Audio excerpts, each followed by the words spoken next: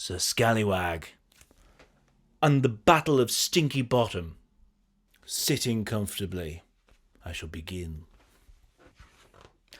Sir Scallywag and the Battle of Stinky Bottom. King Colin was a foolish man, with very little brain, but in his ancient castle was a library all the same. He mainly kept the shelves stocked up with doughnuts and baked beans, but sometimes brought in comic books and football magazines. His forebears, though, unlike the king, were men of great discerning, who had filled the room for many years with wisdom, truth, and learning.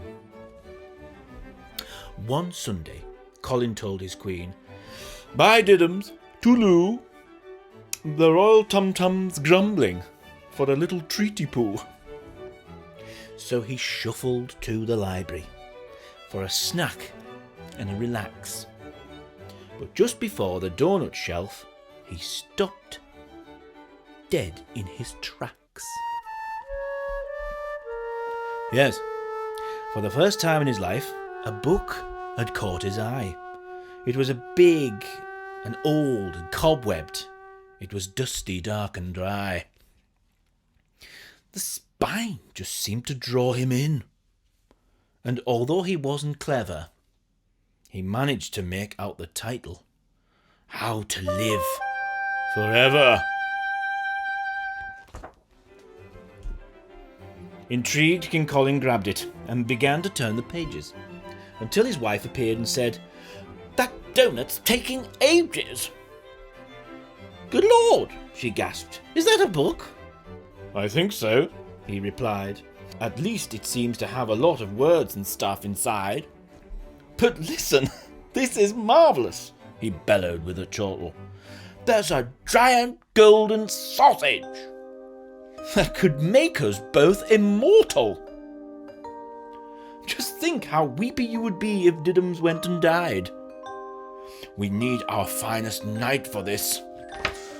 Sir Scallywag!" he cried. "I know you're only 9 years old," the king began explaining, "but all my other knights-at-arms are off at knitting training.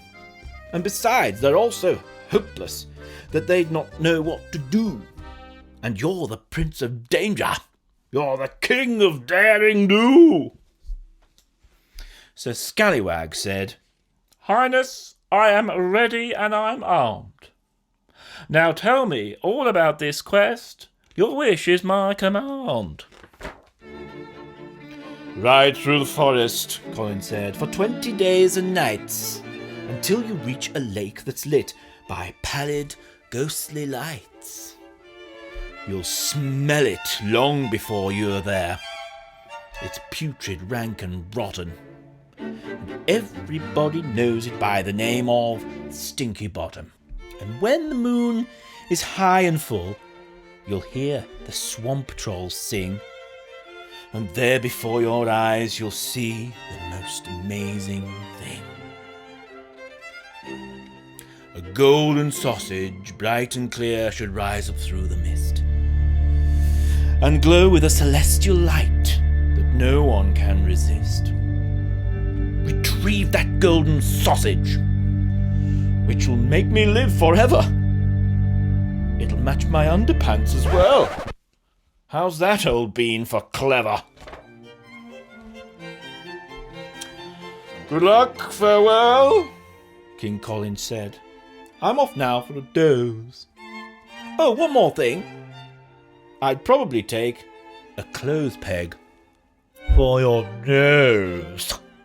So brave Sir Scallywag rode out beyond the castle door, and much further through the woods than any knight had been before. At last he'd reached the forest's edge, and swiftly started choking. "This stench is foul," gasped Scallywag.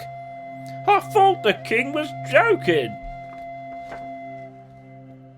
And sure enough, as he looked up, he had to rub his eyes. At least 100 filthy trolls were eating swamp slime pies, and every troll who gobbled one would hiccup, cough and curse, and then they'd do a giant belch, or something even worse. And while they sang a song about what they were eating, "Oh, crikey," thought Sir Scallywag, "they're going to take some beating." Just then the moon broke through the clouds and shone a silver light, and Scallywag bore witness to the most amazing sight. A giant golden sausage rose atop a slender column, and all the trolls looked on in awe, their faces pale and solemn. Then suddenly the king troll cried, "Begin the dancing song!" And all the other trolls cut loose and sang and danced along. "The sausage!" said Sir Scallywag. "That's what I've come to take." Then swiftly he unsheathed his sword and strode across the lake. "Hey, not so fast!" the king troll cried. "What do you think you're doing?" And in that vile and stinking lake, battle started to brew. Sir Scallywag fought bravely, but he knew he was outnumbered. "There's only one of me," he thought, "and they're at least 100. But I've noticed something strange," he mused, "about how they're behaving. Food songs seem to make them eat, and dance songs start them raving. And now they're singing fighting songs. It looks as though I'm losing. So I'm going to sing a sleeping song and see if they start snoozing." The lullaby the brave knight sang made all the trolls feel dozy, and one by one they snuggled up and lay down warm and cosy. He speared the golden sausage, galloped homeward at full speed, and appeared before the king and queen atop his trusted steed. "Your sausage!" cried Sir Scallywag. "Oh, thank you," sighed the queen. "It's simply the most wondrous thing I've ever seen."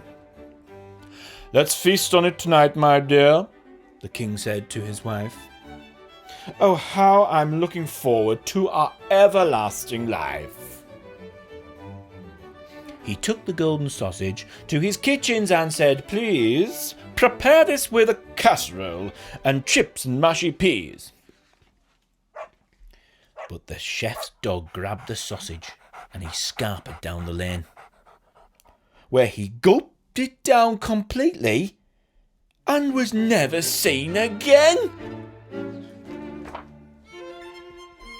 The dinner was still served that night upon the royal carpet, but with sausages the chef had bought from down the local market. The king and queen knew nothing, but you still can hear them say, "Oh, Diddums, I adore you. You look younger every day." And what became of that poor dog? Yes, that's the only question. Well, you'll find him in his bed with everlasting indigestion. So you may not live forever, even with that sausage stew. But for a life that's full and happy, just be good and kind and true.